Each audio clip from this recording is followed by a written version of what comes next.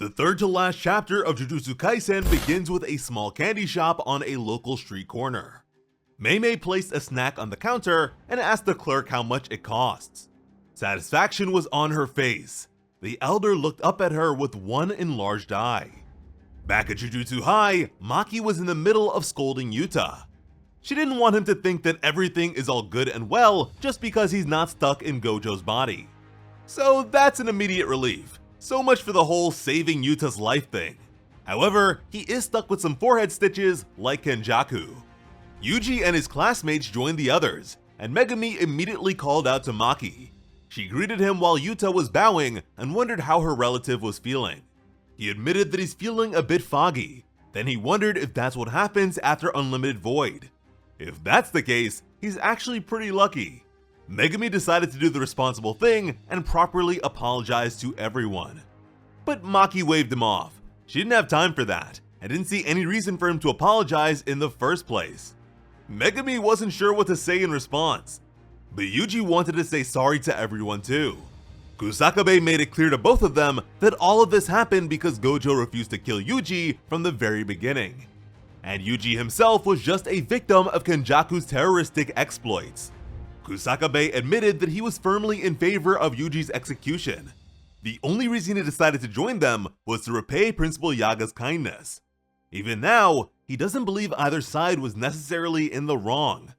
Everyone had their truth, and that's what brought them to this point. As students, he didn't believe they should feel guilty in the slightest. They're just kids and should act like it, leaving their elders to accept blame. Yuji switched the subject to how Yuta managed to reclaim his body. Yuta explained that it was all thanks to Rika. At the time, he thought the fact that she didn't follow him to Gojo's body meant that their connection had been severed. But as it turns out, after Shoko put him back together, Rika used reverse curse technique to maintain his body. He was sure he would die once Kenjaku's technique burned out inside the domain. Mei chimed in that they miscalculated with their previous assessment of Yuta's odds. Kenjaku himself was evidence that his technique can operate after opening a domain. Kusakabe, a master of barrier techniques, realized that Kenjaku was intentionally separating the techniques with barrier techniques. It's hardly a surprise that someone who's used the technique for thousands of years is more prepared than a new imitation. So that explains what was going on at the end of the especially short chapter 262. Once the technique recovered, Yuta entered a state of suspended animation. But reconnecting with Rika, his external storage of techniques, he was able to return. He apologized to everyone for worrying them, which his respectful underclassmen all bowed their heads to. But Maki didn't give a damn about any of that. She argued that if Yuta actually took things seriously, they would have had a much easier victory. Firstly, she should have been the one to lead the surprise attack on Kenjaku. And considering how effective Maki's surprise attack on Sukuna was, I see where she's coming from. Despite severing the ancient curse's head, Yuta wasn't able to instantly kill him.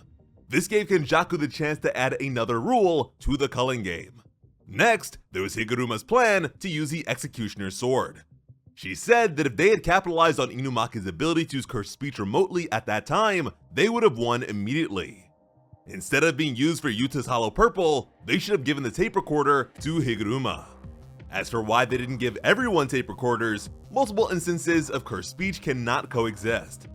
Until a recording is played, the technique is considered to be in use. Todo disagreed with Maki's point. She isn't a viable target for his Boogie Woogie since she lacks cursed energy. It's hard to say for certain if Yuta would have been able to get the job done without Todo's help. Not to mention the fact that Yuta and Rika's power was needed to stomp the cursed spirits that flooded out of Kenjaku. Panda added that Inumaki's cursed speech only worked because by that stage, the reaction was survivable.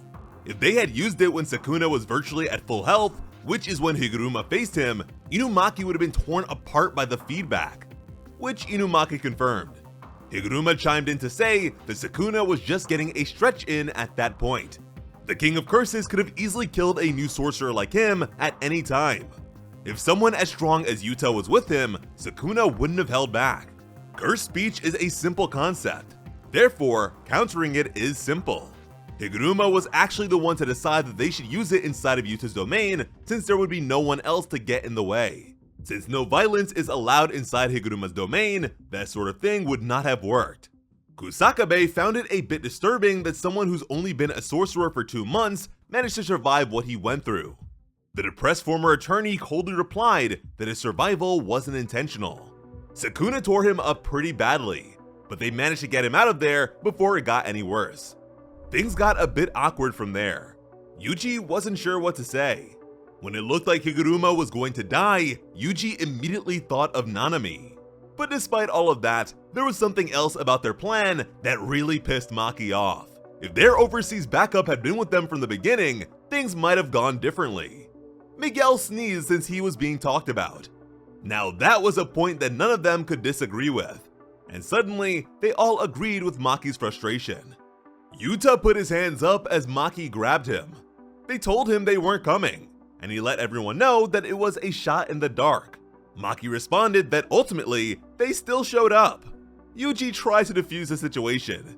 He said that it was thanks to Yuta's cursed tools that he was able to hide the fact that he was missing fingers, and that turned out to be a decisive element of their victory. So finally we know where those things came from. Maki turned to him and said that he could have just worn gloves, but I think that would have made the bluff pretty obvious. Yuji chimed in again that Yuta knocked Sukuna down a peg when he opened his domain for a second time. Maki's rebuttal was that they could have ended the fight before it ever got to that point. Yuji was out of ammo. Hikari believed that being on standby inside of Rika was an incredibly useful utility. They were able to immediately jump Sukuna after he killed Gojo with maximum efficiency. Plus, they were able to separate him from Uraume. And that was all thanks to Yuta's position in their overall plans. So this is our explanation of where they were all observing the situation. Todo felt responsible for a lot of things too. Working with Mei prepared them for Sukuna's domain. Yet he wasn't able to save Choso or Yuji from the onslaught. Kirara thought that they were just out of range.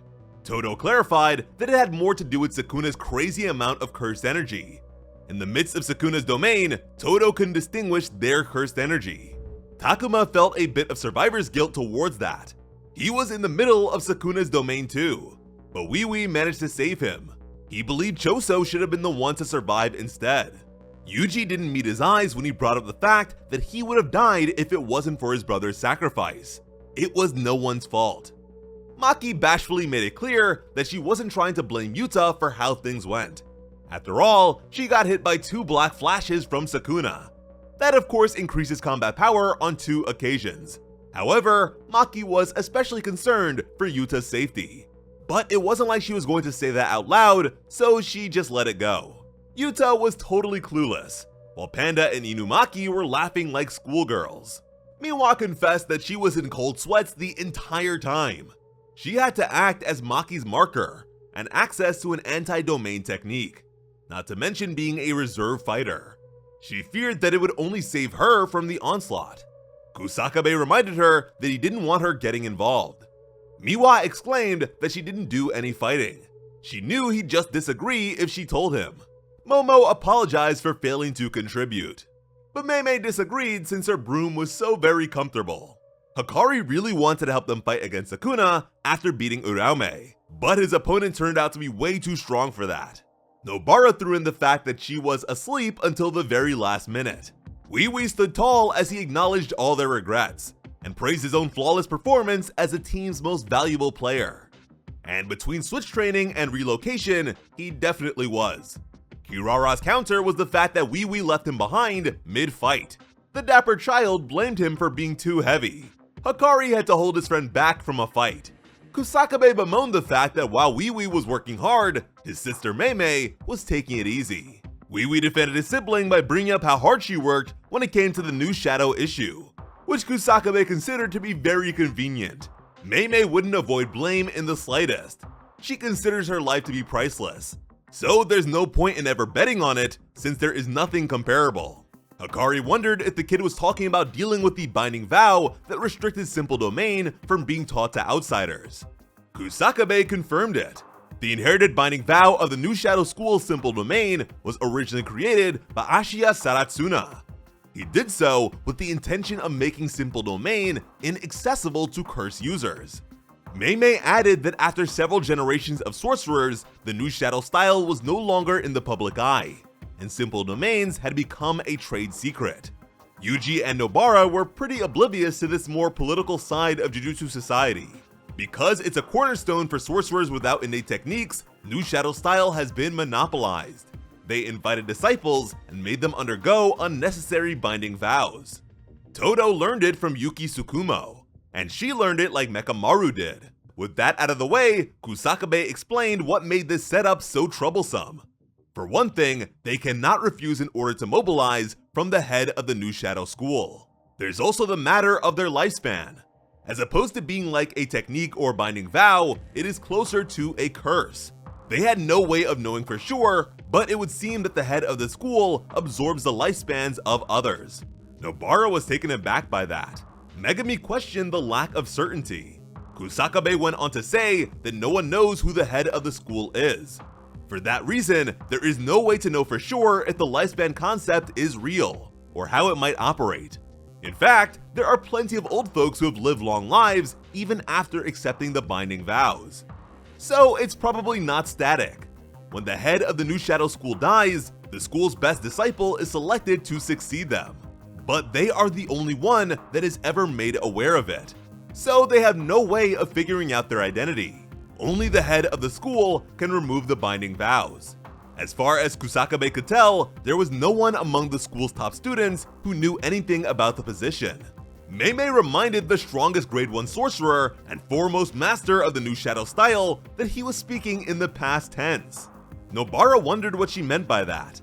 That's when an embarrassed Kusakabe admitted to now being the head of the New Shadow School. Miwa's jaw dropped.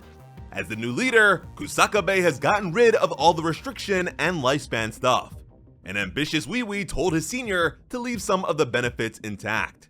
Meimei happily told her brother that when he becomes the head of the school, he can collect a big monthly tuition from his disciples, which made Miwa scream on behalf of her wallet. Wiwi loved the sound of his sister's plan. She was delighted to bring the concept of subscription services to Jujutsu Society. Flashing back to Meimei's candy shop visit, the elder began sweating as they questioned the notion of a price. Meimei clarified that she was referring to the senior's life. The old-timer wondered how she knew his location and identity. The grade 1 sorcerer giggled and said that she asked someone who knew. Crows started to gather. The head was sure that no one should have access to that sort of information. Meimei marveled at the head's plot to gather disciples until his power could rival that of the big Jujutsu families. She knew that he wanted to take over the Jujutsu world, and that plan included getting rid of all the higher-ups. So even by doing that, they were playing to his tune. And that's when the head realized who would have known. Master Tengen. The crows were now flocking in droves. Meimei was sure that the head would have needed to drain the lifespans of disciples for many years. After all, the old bag had something in mind for the future. Meimei conceded that such aspirations appeared to be almost priceless, which points to her priceless life comments from earlier. At this point, now that the Zenin clan has been destroyed, the Jujutsu world is on the verge of a decisive battle. The Kamo and Gojo clans could very well be on the verge of destruction themselves. And we actually know that Gojo's parents are still alive, so that could actually be very interesting. Meimei dropped a bit of loose change in exchange for the candy. She expressed the fact that things even more important than money cannot be protected without the necessary funds. If the New Shadow School had not monopolized the simple domain, the lives of so many sorcerers would have been saved. And we already know how small the sorcerer population is. But more importantly than that, the greedy geezer was trying to turn her precious little brother into damaged goods. Once that became the case, his fate was sealed. With that, Meimei claimed the head's head. This chapter was a very interesting experience. I've never really considered the fact that with a power system as complex as Jujutsu Kaisen's, a lot of time ends up being used to explain things. This felt like a bit of post-game analysis mixed with locker room regret. On paper, I wouldn't have expected to be as fascinated as I was. This whole New Shadow School thing feels like it could have been a whole experience itself, but I don't really mind the brevity either. There is so much that can be done with the Jujutsu world, but when it comes to the issues presented by the very beginning of this particular story, mostly everything has been resolved. And maybe it's just me, but in a way, the narrative of this story feels like a long movie. And I find myself admiring that sort of approach when it comes to manga creation. There's something so satisfying about a series that seems to have its end in mind from the beginning. It's one of the things that keeps millions of fans so engaged when it comes to One Piece. Yet despite so much of the medium being influenced by the Pirate series in some way, most battle shonen tend to favor the old Dragon Ball approach. Keep it going and push the escalation. Ultimately, more contained stories usually result in shorter ones than the mega hits of the past. But I like the idea of mangaka being able to complete several works in their lifetimes. We've only had Jujutsu Kaisen for 6 years, but look at what an experience it has been. And this is Gege's first time actually deciding to end a series, and I hope it is not the last. This world of sorcery as we know it sprawled out from what was intended to be a short story. So once this one is done, I wouldn't put a return past Gege. But let me know what you guys think. As always, I'm Slice of Otaku, thank you all so much for watching and have an awesome day. I love you.